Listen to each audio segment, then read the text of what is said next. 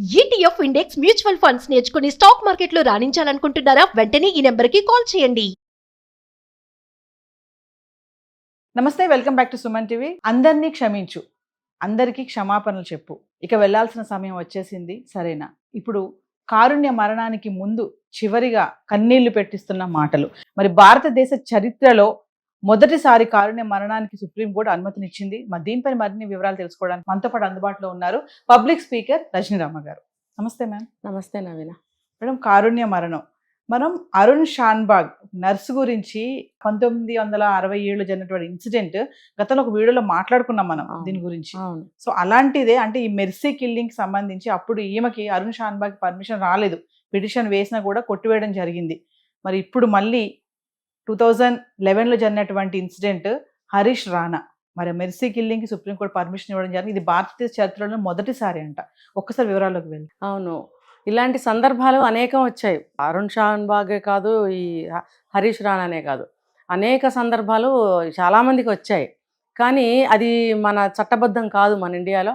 అసలు అటువంటి మనం అనుకుంటాం ఈ బాధ భరించే కంటే చచ్చిపోవడం మేలు అనేది భావన కష్టాల్లో ఉన్న వాళ్ళకి వస్తుంది, తెలుస్తుంది. అయితే ఏంటంటే ఇలా ఉన్న వాళ్ళకి దేవుడు ఎందుకు బ్రతికించాడు, తీసుకెళ్ళిపోతే బాగుండని అనుకుంటుంటారు. కానీ అది సాధ్యం కాదు. ఎందుకంటే ఎందుకు బ్రతికున్నాము అనుకునేది అది విరక్తి, ఒకళ్ళ మీద కోపమో ఒకళ్ళ మీద ఇదితోటో ఆత్మహత్యలు అవన్నీ జరుగుతున్నాయి. అది వేరు, ఇది వేరు. ఇదేంటంటే ఇంత జీవోత్సవంలాగా ఇన్ని బాధలు పెడుతూ దేవుడు ఇంకా ఎందుకు ఉంచాడు అని బాధపడుతూ వీళ్ళు చంపేసే హృదయం ఆలోచించదు. అసలు హృదయం రాదు కాదు, అసలు ఆలోచించరు. మన వ్యక్తి ఇంకా బాగుపడాలి, ఇంకా బ్రతకాలి, తిరిగి వెనక్కి ఇంటికి రావాలనే ఆలోచనలో దేవుడు ఎందుకు ఇలా చేశాడు అనే అనుకుంటారు కదా. ఆ స్థితిలో నుంచి ఈ హరీష్ రాణా వాళ్ళ పేరెంట్స్ బాధపడి సుప్రీంకోర్టుకి వెళ్ళటం జరిగింది. ఇలాంటి సంఘటనలు వెనక్కి వెళ్తే 1967 67వ సంవత్సరంలో అది అరుణ్ షాన్బాగ్ ఒక నర్స్, బాంబేలో కేఎం హాస్పిటల్లో ఆవిడ నర్సుగా విధులు నిర్వర్తిస్తున్న నైట్ డ్యూటీలో. చూడండి అసలు ఎన్ని సంవత్సరాలు అయిందో. మరి ఆ రోజుల్లోనే ఆడవాళ్ళు నర్సింగ్లోకి వచ్చి, అప్పుడు అంతకంటే క్రితం కూడా ఉన్నారు, బట్ అది కూడా ఒక రకంగా పాతకాలమే కాబట్టి ఒక అడ్వెంచర్ అనే చెప్పాలి ఆడవాళ్ళకి నైట్ డ్యూటీస్ అనేవి. అసలు ఎప్పుడూ కూడా ఆడవాళ్ళకి నైట్ డ్యూటీస్ వేయకపోవటం మంచిది, కానీ హాస్పిటల్స్లో లేడీస్కి సంబంధించిన కేసులు వస్తాయి కాబట్టి లేడీస్ ఉండాలి కాబట్టి నర్సులకి తప్పనిసరి పరిస్థితి. కానీ మనం బెంగాల్ కేసు అయినప్పుడు కూడా ఇలాగే మాట్లాడుకున్నాం, వీళ్ళకి ఎందుకు రక్షణ కల్పించరు, స్పెషల్ ప్రొటెక్షన్ ఉండాలి, వీళ్ళకి ప్రత్యేకమైనటువంటి గదులు ఉండాలి, వాళ్ళకి ప్రత్యేకమైన గౌరవం ఉండాలి కదా. డాక్టర్తో సమానంగా నర్సులు కూడా సేవలు అందించాలంటే వాళ్ళకి ఎంత ప్రొటెక్షన్ ఉండాలి చూడండి. డ్యూటీ లేనప్పుడు డాక్టర్స్ ఏసీ రూమ్లోకి వెళ్ళి తలుపులు వేసుకుంటారు, పాపం నర్సులు మరి వాళ్ళకి కూడా అంటే సమానంగా వాళ్ళ పక్కన కూర్చోబెట్టుకోమని అలా నేను అనటం లేదు. వాళ్ళు విధుల్లో ఉన్నప్పుడు వాళ్ళకి సరైన సౌకర్యాలు, రక్షణ అనేది ఏ రోజుల్లోనూ లేదనేది ఇలాంటి కేసులు మళ్ళీ రిపీటెడ్గా మనకి నిరూపిస్తున్నాయి. పాపం ఆ రోజుల్లో ఆవిడ కూడా ఒక వార్డు బాయ్ చేతిలో చాలా అరాచకానికి గురైంది. అతను చాలా దారుణంగా ఆమెని అత్యాచారం చేశాడని మనకి చెప్పారు. కుక్కల్ని కట్టేసి గొలుసుతో కట్టేసి అంట. చూడండి, వాడు మనిషేనా? అసలు యువతల మనిషి అనుకుంటున్నాడా, జంతువు అనుకుంటున్నాడా? ప్రమాదకరమైన జంతువులనే చైన్స్ వేసి కట్టడం లేదే. వాడు ఎటువంటి జాతికి చెందినవాడో చూడండి. ఇలాంటి వాళ్ళని ఏరి అసలు కరెంట్ షాకులు పెట్టి పిచ్చి కుక్కలను కొట్టినట్టు కొట్టి చంపాలండి అసలు వీళ్ళని. ఇలాంటి సమాజంలో ఏరిబారేయాలి ఇలాంటి దుర్మార్గుల్ని. ఏ రోజుల్లోనూ ఉన్నారు. ఆ టైంలో ఆవిడకి మెదడు గట్టిగా దెబ్బ తగలడము ఆవిడ మెంటల్లీ అప్సెట్ కూడా అవుతారు. ఫిజికల్గా ఎటు అప్సెట్ అయిపోతారు వాళ్ళు, మెంటల్గా కూడా వాళ్ళు ఊహించని పరిణామం కదా. సడన్గా అయ్యేటప్పటికి మైండ్ అప్సెట్ అవుతుంది వాళ్ళకి. ఆమె అప్పటి నుంచి కోమాలో ఉండి ఇప్పుడు మనకు తెలిసి 2011 42 years ఆవిడ నరక యాతన అనుభవించింది. అంటే అనుభవింప చేశారు అనటం కరెక్ట్.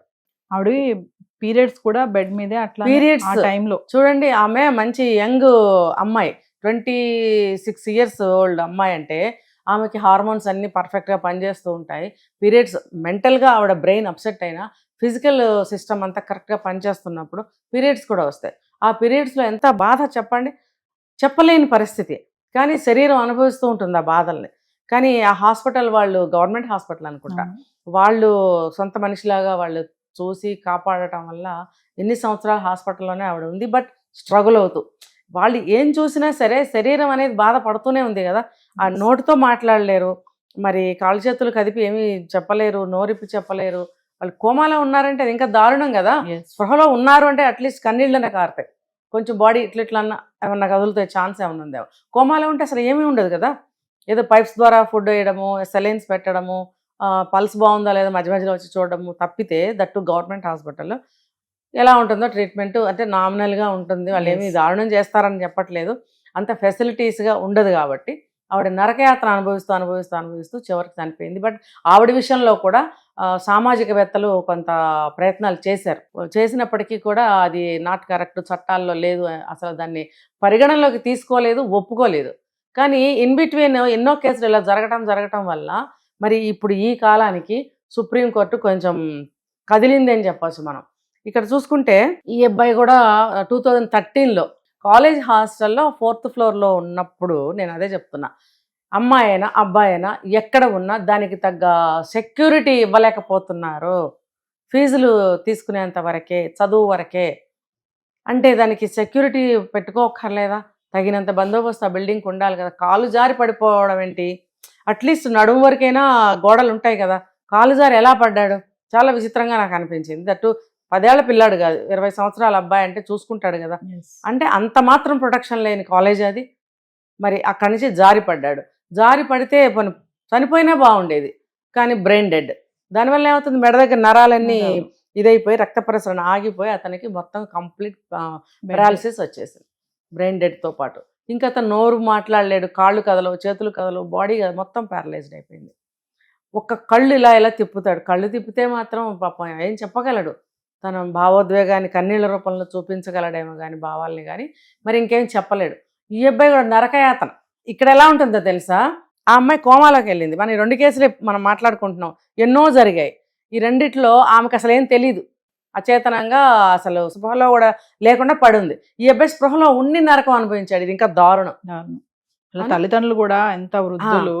ఏమనిపిస్తుందంటే ఈ అబ్బాయికి, నేనేంటి సడన్గా ఇలా అయిపోయాను అనే భావాలు వచ్చేస్తూ ఉంటాయి. దానివల్ల ఇంకా మానసికమైన బాధ ఇంకా ఎక్కువ. చెప్తున్నారు కన్నీళ్ళ రూపంలో చెప్తున్నాడు ఆయన. అంటే మనం ఏం చేస్తాం, కన్నీళ్ళు వస్తే పాపం బిడ్డ బాధపడుతున్నాడు, ఏం చేస్తాం అనుకుంటాం, లేదంటే మహా అంటే కన్నీళ్ళు తుడుస్తాం.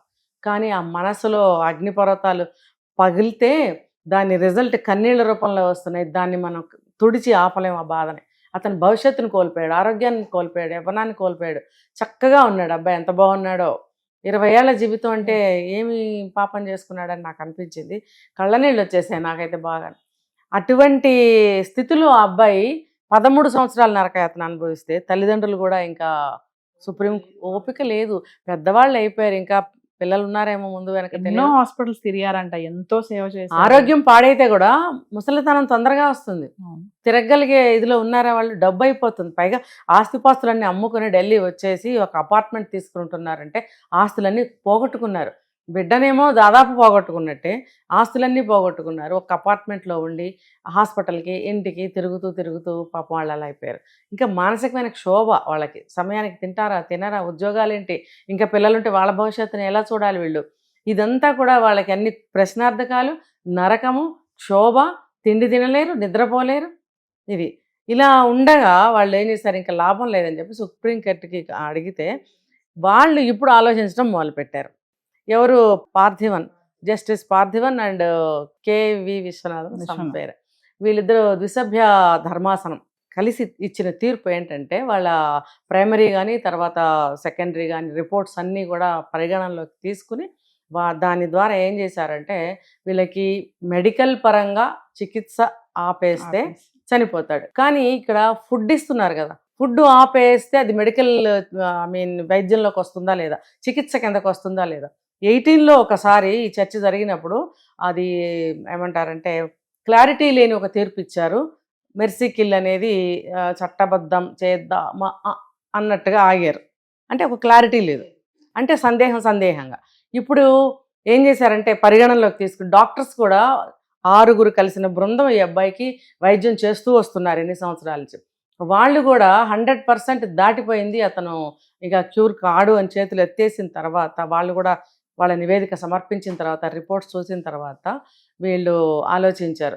అప్పుడు ఫుడ్ తీసేయటం కూడా చికిత్సలో ఒక భాగమే. 18లో క్లారిటీ లేకుండా ఇచ్చారు. ఇప్పుడు క్లారిటీ ఎందుకంటే డాక్టర్స్ ఇప్పుడు మెడికల్ కూడా అంతా మారింది, సిస్టమ్ మారింది, దాని యొక్క ప్రతి దాని మీద చేసే ఇన్వెస్టిగేషన్ స్టైల్ అనేది మారింది. తర్వాత మెడికల్ జర్నల్స్లో కూడా అనేకమైనటువంటి మార్పులు చేర్పులు సబ్జెక్టు ఇయర్ వైజ్గా సబ్జెక్టులో మారుతూ ఉంటాయి. సో ఇవన్నీ వాళ్ళు చదివిన మీదట వాళ్ళు కూడా ఒక నిర్ణయానికి వస్తారు. సో వాళ్ళు కూడా వాళ్ళ నివేదిక సమర్పించిన తర్వాత ఇప్పుడు చికిత్స అంటే ఏంటి, వెంటిలేషన్ తీసేయడం, సెలైన్ తీసేయడము, ఇంజెక్షన్స్ మందులు బిళ్ళలు లాంటివి ఆపేయడము, ఇది వైద్యంలోకి వస్తుంది. మరి ఫుడ్, ఇప్పుడు మనం ఒక రోగం వచ్చిందంటే పథ్యం చేస్తాం, ఎందుకు చికిత్సలో భాగం కదా. ఇక్కడ కూడా మనం ఫుడ్ ఇస్తున్నాం ఎందుకంటే జీవి ఉండాలి కాబట్టి, చికిత్సలో భాగమే ఫుడ్ కూడా, వాటర్ కూడా చికిత్సలో భాగమే కాబట్టి దీన్ని కూడా మీరు వైద్యపరంగా చికిత్సలో భాగంగా మీరు ఆపేయచ్చు మెర్సీ కిల్ చేయాలి అంటే అని వాళ్ళ నివేదిక సమర్పించిన తర్వాత సుప్రీంకోర్టు వాళ్ళ ఇద్దరు జడ్జిలు కలిసి తీసుకున్న నిర్ణయం ఏంటంటే మెర్సీ కిల్కి ఆమోదించారు. కానీ ఒక మనిషిని చంపేయండి మేము ఒప్పుకుంటున్నాము అని చెప్పడానికి వాళ్ళు చాలా బాధపడ్డారని మనకి తీర్పు ఇచ్చేటప్పుడు చాలా ఎమోషనల్ ఫీల్ అయ్యారు. ఏంటంటే భగవంతుడి ఇచ్చిన జీవితం ఎన్నాళ్ళైనా ఆయన తీసుకెళ్లే వరకు ఉండాలి కదా, కానీ ఇలా మధ్యలో మేము చంపేద్దాము అన్న తీర్పు ఇస్తున్నందుకు పాపంలో ఒక భాగం వాళ్ళకి ఉంటుంది తెలుసా. ఇప్పుడు ఉరి తీసే వాళ్ళకు కూడా పాపమేనంట అది, కానీ అది ఒక విధి నిర్వహణ అని చెప్పి చేస్తారు వాళ్ళు, నాకు అంతే, దానికి మనం ఏం చేయాలి. సరే, తీర్పు అనేది చరిత్రాత్మకమైనటువంటి తీర్పు ఇచ్చారు.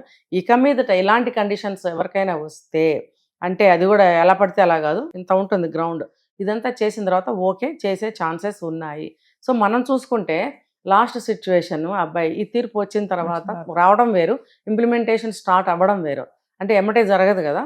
సరే, దానికంతా గ్రౌండ్ ప్రిపేర్ చేసుకోవాలి, వెంటిలేషన్ తీసేయడము, వార్డుకి తీసుకురావడము, మేబీ ఐసీయూలో ఉంచితే కనుక వార్డుకి తీసుకురావడము, తర్వాత అబ్బాయికి ఒక్కొక్కటిగా కట్ చేయడము. మరి నాకు తెలిసి బ్రహ్మకుమారిస్ ఎవరో వచ్చి అతని సింధూరం పెట్టి అలాంటివి చేసి అందరినీ క్షమించు ఓం శాంతి మాటలు వింటే అసలు చాలా బాధ అనిపిస్తుంది. ఎంత మార్ధవంగా ఆవిడ చెప్పిందంటే చాలా స్వీట్ గా, చాలా మార్ధవంగా, చాలా దయగా చెప్పింది. హిందీలో చెప్తున్నారు, అందరినీ కూడా క్షమిస్తూ ఎంత చక్కగా చెప్పిందో. అంటే నీ జీవితంలో మేము వైద్యం చేసిన వాళ్ళం కానీ, జడ్జిలు కానీ, తల్లిదండ్రులు కానీ, నీ కాలేజ్ పరంగా కానీ, లేకపోతే చిన్నతనం నుంచి కానీ ఏదైతే నువ్వు అనుభవించావో బాధ ఎవరి నుంచైనా వాళ్ళందరినీ క్షమిస్తూ, తర్వాత నువ్వు క్షమాపణ కోరుతూ. ఎందుకు ఈ మాట అంటే గత జన్మ ఏవో కర్మలు ఏవో చెప్తారు కదా, లేకపోతే ఎవరికైనా తెలిసి తెలియక నువ్వేదైనా తప్పు చేస్తే కూడా నీ క్షమించమని కోరుకుంటూ నిద్రపో అంటే ఏంటంటే నాకు ఇప్పుడు కూడా చాలా ఎమోషనల్గా ఉంది, చెప్పలేకపోతున్నా. ఇంకా నీకు మేము అన్నీ ఆపేస్తున్నాము, నువ్వు వెళ్ళిపోతావు, ఇంకా ఉండవు అని తెలియజేస్తుంటే అది ఎంత బాధాకరమైన సిచ్యువేషన్ తెలుసా నవీన. నాకు ఇన్ని రోజులు వీడియోస్ చూస్తే అబ్బాయి పెద్ద కదిలినట్టు కనపడలేదు. ఈ మాటలు ఎప్పుడైతే చెప్తే అన్నాడు అబ్బాయి, సౌండ్ చేశాడు. అసలు నాకు చాలా నేను ఎమోషనల్ ఫీల్ అయ్యాను అక్కడ. అంటే తెలుస్తుంది అబ్బాయికి కాస్త మరి ఏమి లోపల ఆలోచిస్తున్నాడు, ఏం బాధపడుతున్నాడు అనేది ఆ భగవంతుడికే తెలియాలి. ఏమైనా సరే అబ్బాయికి ఇంకా ఈ భావబంధాల నుంచి కానీ, ఈ బాధల నుంచి కానీ విముక్తికి మెల్లగా బయలుదేరాడని చెప్పుకోవచ్చు. ఆ విచారమైన సంఘటన ఆ రోజు ఎప్పుడనేది మనకు తెలియదు. ఏమైనా భగవంతుడు ఆ అబ్బాయికి అన్ని విధాల మంచి, అంటే ఈ సమయంలో ఎటువంటి మంచి అంటే మానసికంగా ఆందోళన లేకుండా, శరీరానికి ఎటువంటి బాధ లేకుండా, ఇంకా అంటే అక్కడ స్పందన లేనితనం ఒకటి వచ్చేస్తుంది. అంటే నరకయాతన నుంచి చాలా, ఆ హృదయానికి ఇంకా స్పందనలు ఉండవు, అంతే. ఇంకా మెల్లగా అలవాటు పడిపోవడమే. ఆ చావు వచ్చే వరకు ఆ అబ్బాయి అలాగా తిండి తిప్పలు లేకుండా అల్లాడుతూనే ఉంటాడు. ఆ తల్లిదండ్రులకు కూడా నరకం అండి, నరకం 3 అక్షరాల్లో కళ్ళ ముందు మరి చాలా అంటే చాలా. పాపమే చేశారా పుణ్యమే చేశారా, బిడ్డల్ని కంటాము, వాళ్ళని కాపాడుకోవడానికి తల్లిదండ్రుల బాధ్యత అంటారు. చదువులకి పంపించద్దా, ఉద్యోగాలకి పంపించద్దా, మరి ఏం చేద్దాం. సమాజంలో ఎక్కడా కూడా ఒక సెక్యూరిటీ లేకుండా పోయింది. కాలేజ్ తీసుకుంటే అబ్బాయి కాలు జారి పడిపోయాడు, అందుకే కదా ఇంత జరిగింది. ఏమైనా తల్లిదండ్రులకి కాస్త మనశ్శాంతి దొరుకుతుందని ఆలోచిద్దాం, ఆశిద్దాం, వేచి చూద్దాం. Thank you.